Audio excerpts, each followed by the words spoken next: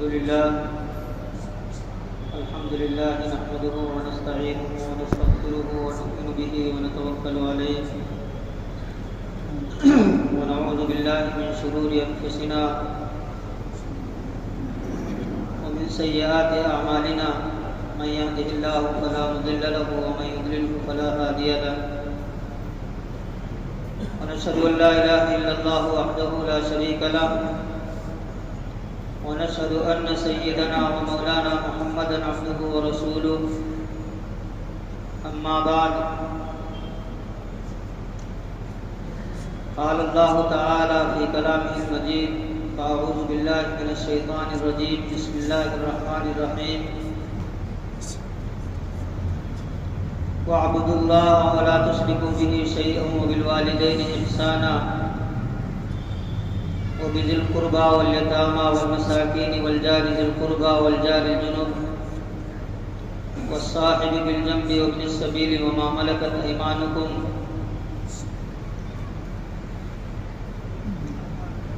وقال النبي صلى الله تعالى عليه وسلم يا معاذ إني أعلمك كلمات احفظ الله يحفظك احفظ الله تجده أمامك إذا سألت فاسأل الله وإذا استعنت فاستعن بالله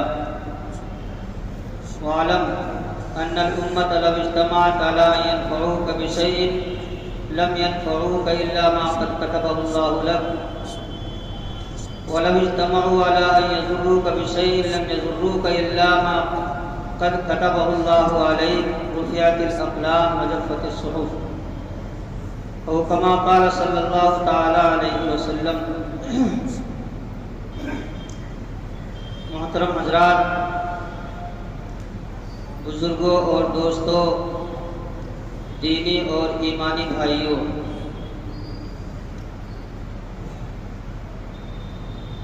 حضرت معاذ رضی اللہ تعالی عنہ ایک مرتبہ اللہ کے رسول صلی اللہ علیہ وسلم کے ساتھ سواری پر سوار تھے، حضور چل رہے تھے۔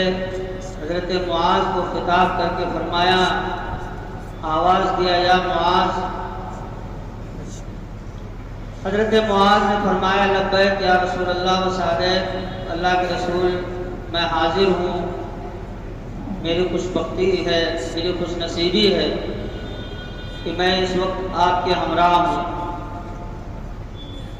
آپ نے کوئی آگے بات ارشاد نہیں فرمائی، چلتے رہے۔ تھوڑی دیر کے بعد اللہ کے رسول صلی اللہ علیہ وسلم نے پھر آواز دی یا معاذ۔ حضرت معاذ نے وہی جواب دیا لبیک یا رسول اللہ وسعدیک۔ حضور نے پھر کچھ نہیں فرمایا، چلنے لگے آگے۔ پھر تیسری مرتبہ آواز دیا، فرمایا یا معاذ۔ حضرت معاذ نے فرمایا لبیک یا رسول اللہ وسعدیک۔ اب حضور نے حضرت معاذ سے پوچھا کہ یا معاذ اتدری ما حق اللہ علی العباد، معاذ یہ بات جانتے ہو کہ اللہ کا حق بندوں کے اوپر کیا ہے؟ صحابہ کرام کا عام معمول تھا، ان کی عادت شریفہ یہی ہوتی تھی کہ کوئی بات جانتے بھی ہوتے تھے، مگر اللہ کے رسول صلی اللہ علیہ وسلم اگر سوال فرماتے تو اس وقت بھی اللہ اور اس کے رسول کے حوالے کر دیتے تھے کہ ہو سکتا ہے اس وقت اللہ کے رسول کوئی نئی بات، کوئی نیا نکتہ، کوئی نئی حکمت کی بات ارشاد فرمائے، اس لیے خود جواب نہیں دیتے۔ عرض کیا اللہ و رسول عالم، اللہ اور اس کے رسول جانتے ہیں زیادہ۔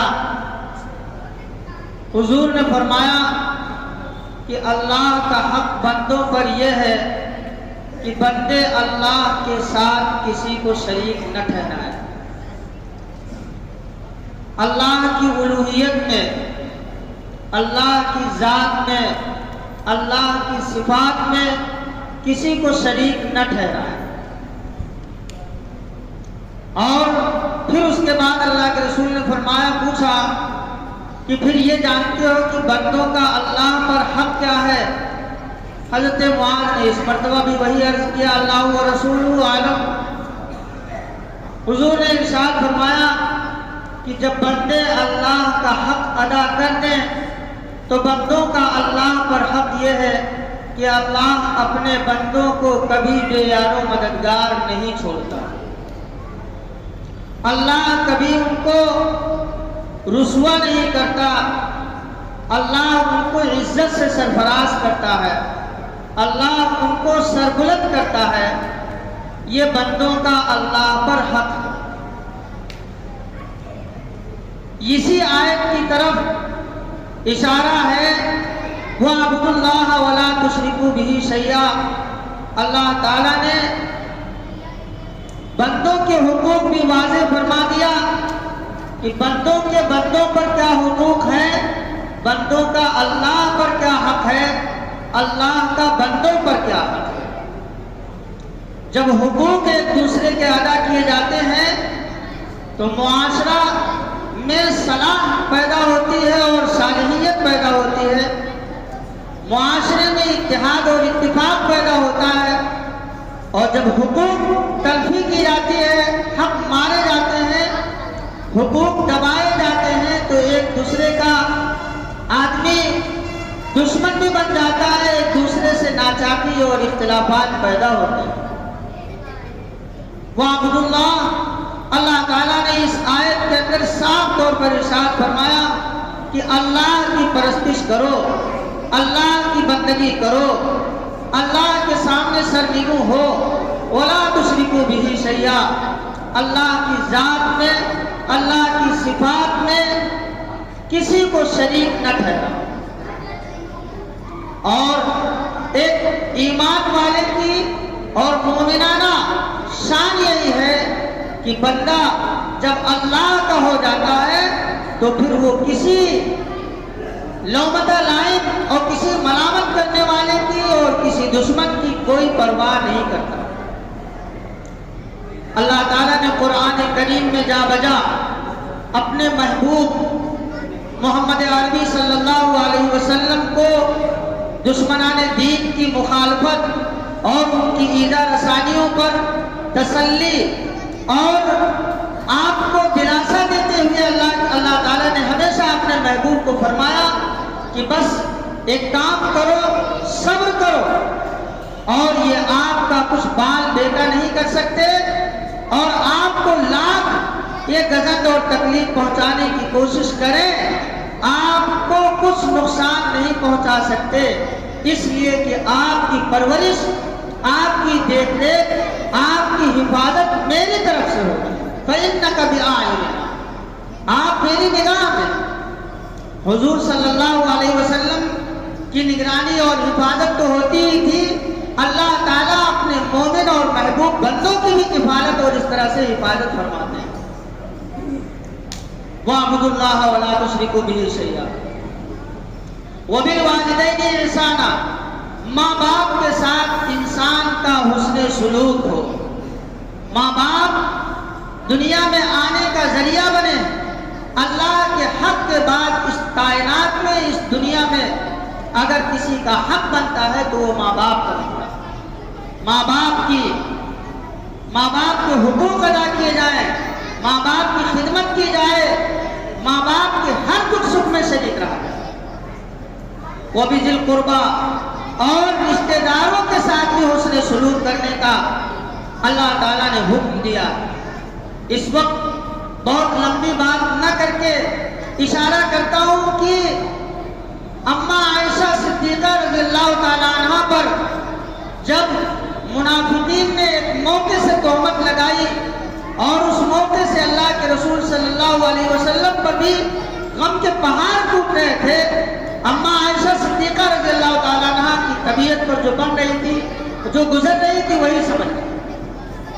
اس میں حضرت ابوبکر صدیق رضی اللہ تعالیٰ عنہ کے ایک قریبی رشتہ دار جن کی کفالت اور پرورش اور دیکھ ریکھ شروع سے لے کر آخر تک حضرت ابوبکر صدیق رضی اللہ تعالیٰ عنہ کرتے رہے اور دیکھ ریکھ کرتے رہے، اپنی سادہ لوحی میں وہ بھی شریک ہو گئے۔ جب ان کو معلوم ہوا کہ یہ میرے قریبی رشتے دار ہیں اور یہ شریک ہیں اس میں، اور میری عزت کو تار کرنے کے پیچھے پڑے ہوئے ہیں، انہوں نے قسم کھا لیا کہ آج سے قرابت داری کا حق ادا نہیں کریں گے، آج سے وہ معاملات نہیں کریں گے جو اب تک کیا کرتے تھے۔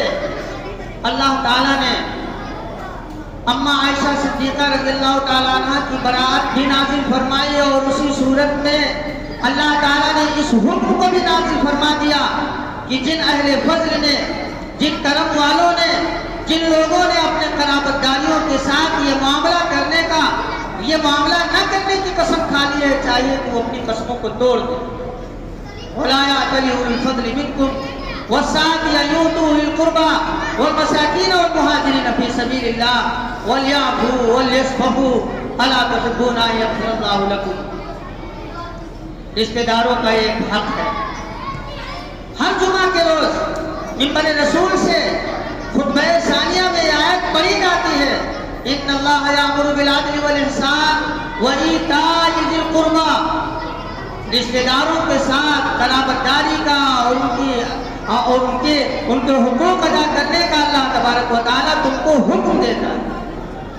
یہ فقہ کا مسلم مسئلہ ہے کہ اگر اپنے رشتہ داروں میں کوئی شخص غریب ہے، محتاج ہے، اور اللہ نے آپ کے اوپر زکوٰۃ فرض کی ہے، آپ زکوٰۃ نکالتے ہیں، تو سب سے پہلے آپ اپنے رشتہ داروں پر نظر ڈالیں کہ ان میں سے کون اس بات کا حقدار ہے کہ آپ کی زکوٰۃ کی رقم اس پر صرف کی جا سکے۔ ڈبل ثواب، کہ ایک تو یہ ہے کہ زکوٰۃ جو فرض ہے اس فرض کی ادائیگی کا ثواب آپ کو ملے گا ہی، دوسرے قرابت داری اور رشتہ داریوں کے ساتھ صلہ رحمی کا بھی جو ثواب ہوتا ہے اللہ تبارک و تعالیٰ وہ بھی ثواب ہوتا ہے۔ عام طور سے ہماری ناسمجھی اور نادانی ہوتی ہے کہ جس شخص نے ہم کو اپنے خوشی کے موقع پر، خوشی کی تقریب میں ہم کو دعوت دی اور ہم کو بلایا، اسی کو ہم اپنی خوشی کے موقع پر یاد کرتے ہیں، اور جس نے ہم کو نہیں یاد کیا ہم اس کو نہیں یاد کرتے۔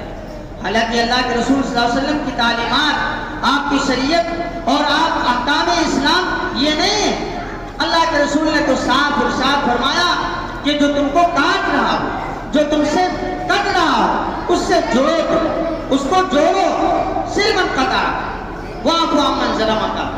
تمہارے ساتھ جس نے ظلم کیا ہو، تمہارے حقوق دبا لیے ہو، ایسا نہ کرو، تم اس کے حقوق ادا کرو۔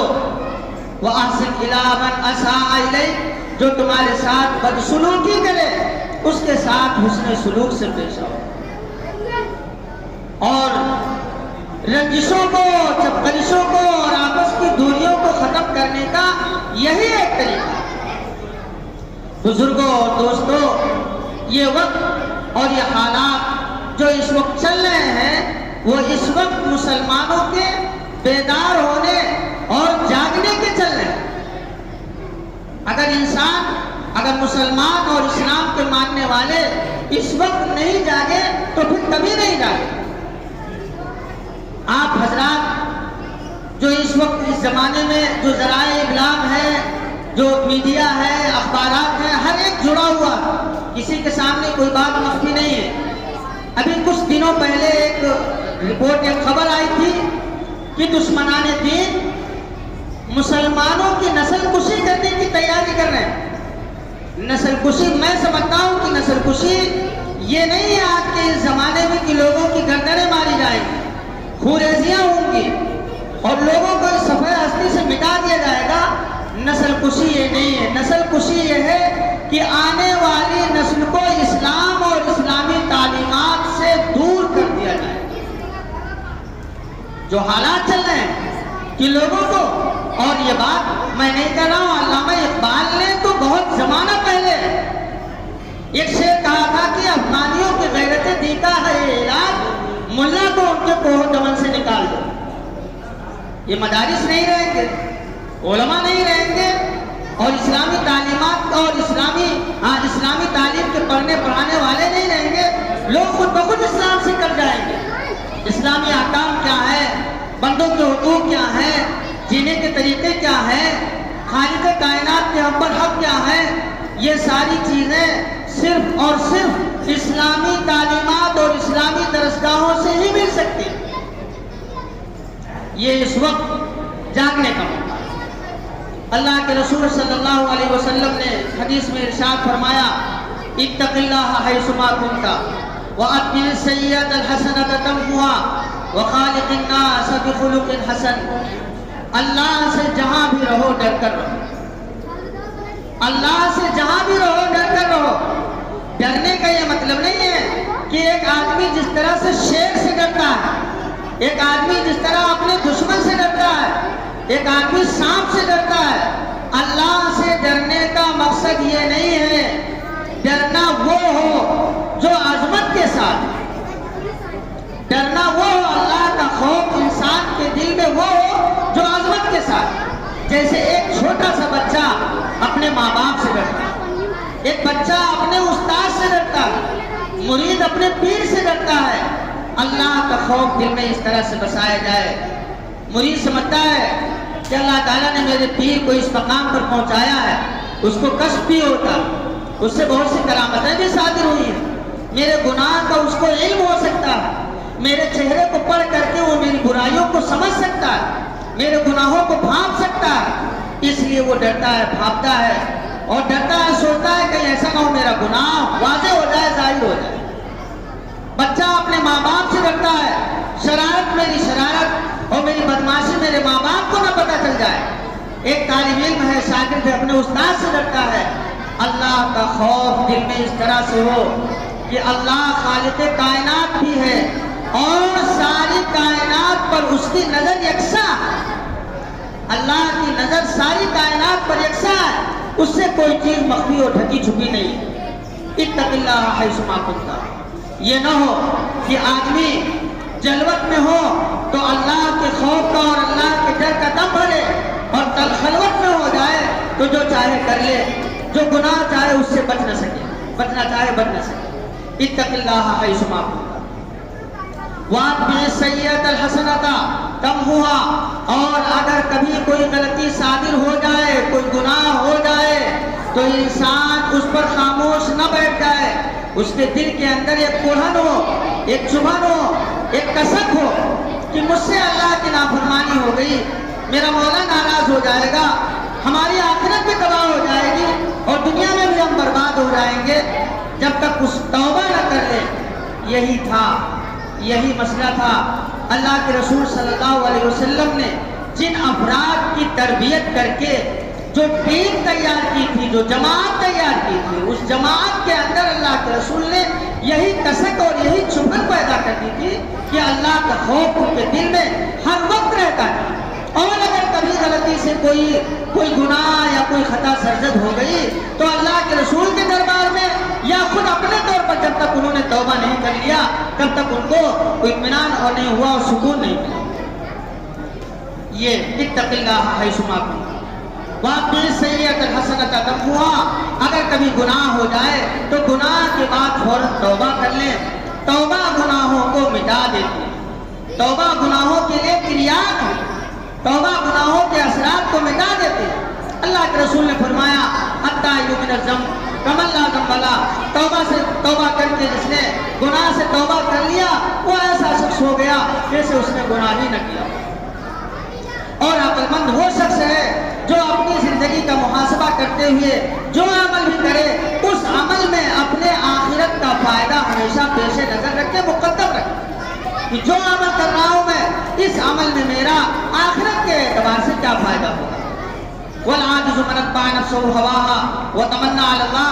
نادان ہے، احمق ہے، بیوقوف ہے وہ شخص جو اللہ کی نافرمانی بھی کرے، اللہ کو ناراض بھی کرے، اور پھر بھی یہ ان مشرکین کی طرح سے اللہ کے باغیوں کی